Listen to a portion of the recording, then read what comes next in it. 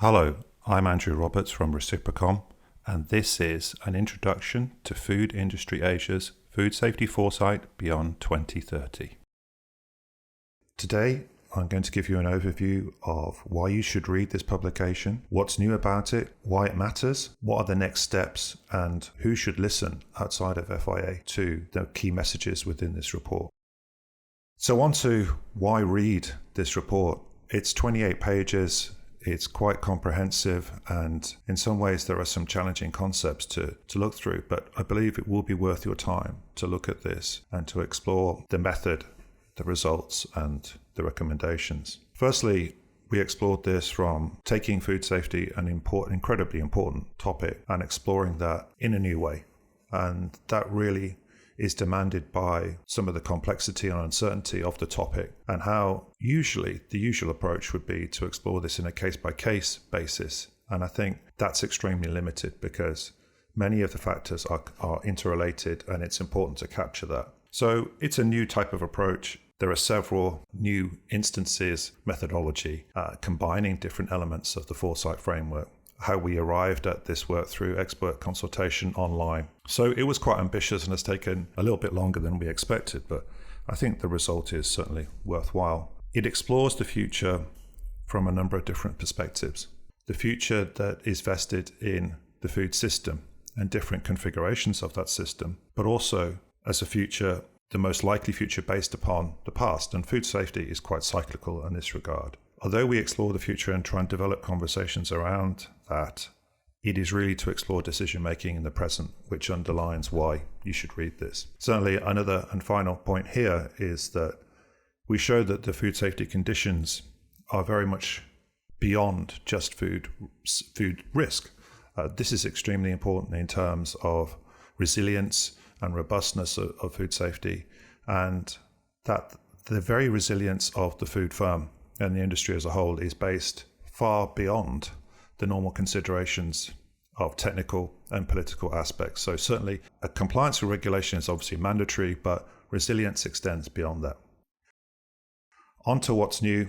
The scenarios, we developed 16 in all, using both the Shell methodology and a novel methodology known as morphological analysis, which takes into account the number of conditions or parameters that determine food safety outcomes, but also what we needed to do in terms of sort of a fast and slow approach to foresight, which I'll touch upon later. The second point there on STEEP analysis, we used STEEP analysis, which is social, technical, economic, environmental, and political analysis, to look at a number of different types of trend, cycle, risk, or condition across the whole gamut of the environment and its dimensions. And as I noted earlier, the technical and political dimension has tended to dominate. The environmental dimension is very much in mind with regard to the circular economy, but of course, there are social elements which are extremely important. The third element here was the development of the alternative scenario. We used previously developed scenarios and validated scenarios of food system growth and adapted them through the lens of VUCA. VUCA stands for volatility, uncertainty, complexity, and ambiguity. So we developed a number of scenarios based upon these variables, and they provide a fascinating insight into the requirements for, say, agility, new ways of sharing and disseminating analytics, and also the restructuring of regulation, the integration of regulation. Many of the efforts are concerned with modernization and harmonization. They are extremely difficult to realize, but very worthwhile. And finally, the research needs and barriers to food safety. These need renewed investment. On to the second slide of what's new. We defined an entire problem universe, and you can see it here contains 75 different conditions mapped over the 5 dimensions, the STEEP dimensions. And this includes just about everything that would lead to a positive or negative food safety outcome. And these factors interact in a way that really isn't accounted for in much of the work around food safety. One could isolate different dimensions, draw them up together, show their interrelationships and show those implications. And if you imagine that this can be done across all of them individually, there are 750,000 different possible combinations here. Not that you would have 750,000 different routes in many cases, but you can reduce the numbers down to give you a focal scenario or focus outcome, which is very important to your particular firm or sector. And so we've done that in terms of stakeholder analysis, so looking at food control authorities, looking at industry, of course, in real focus, but also consumers. So these three key stakeholders are important, and the ones that we have tended to look at and map out implications, and you'll see that in the report. A big part of this work is to adopt a more seasoned or definitive strategic approach, and that was taken up by looking at the critical challenges, the guiding policies, and also coherent actions in the social, economic, environmental, technical, and political arena. And this is unique to this kind of work. So it definitely is novel, and I believe very worthwhile. Why does it matter? I think there are several reasons behind the value and the joint value that is taken from looking at an industry perspective wholly across all of these dimensions, but also narrowing this down to stakeholders, and potentially, as we'll talk about later, narrowing it down towards the individual firm. A couple of points here that I'll touch upon. One is that the need to conduct a very critical conversation and challenge some of the narratives and assumptions made in food safety. It's a difficult thing to do. It's a difficult thing for an industry body to prompt that kind of conversation. And there are so many different stakeholders in this space. They tend to look at food safety in a similar way. And we conducted a review of all of the stakeholder opinions and strategic outputs and objectives and planning. And it really revealed that the current sort of industry-wide approaches are kind of similar. The non-market approaches in regulatory harmonization and modernization, the installing of a culture of food safety, particularly on FDA, US FDA, and a lot of efforts to build capabilities, knowledge transfer and capacity, and mobilize political will in those countries that don't allocate sufficient resources. All of those pressures are going to become more pointed. There will be greater pressure on raising of food standards. There'll be greater pressure on human behavior and how to change that, and the difficulties post-COVID. And these things are not static. And I think many of the plans and objectives and long lists of these works are limited. The second point here is that the critical conversation is needed to enhance robustness and resilience, and that's really going to come through a systems approach.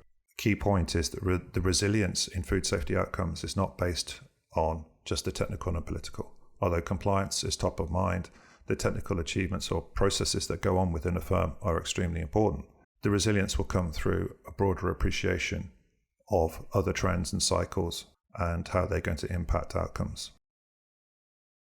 On to the second slide of why it matters, we found a very important output or trend from this, and that is that there were critical areas of the social, environmental, and economic factors or dimensions that will greatly influence food safety outcomes, not just individually, but as a combination. And I refer to this as the social, economic, and environmental nexus. We're going to find that consumer priorities and values, ethics, and how they are represented in the media, and how risks around food and the other trends around food safety are communicated to the public, and how they behave as a result will be significantly influenced, and patterns of influence and interaction and implication going back and forth between the environmental developments in the circular economy, climate change, and sustainability imperatives overall, and the innovations that we hope to see coming as a result of those. And of course, what we're seeing right now, which is the economic fluctuation, the pace of change in commodity and food prices, inflation, recession.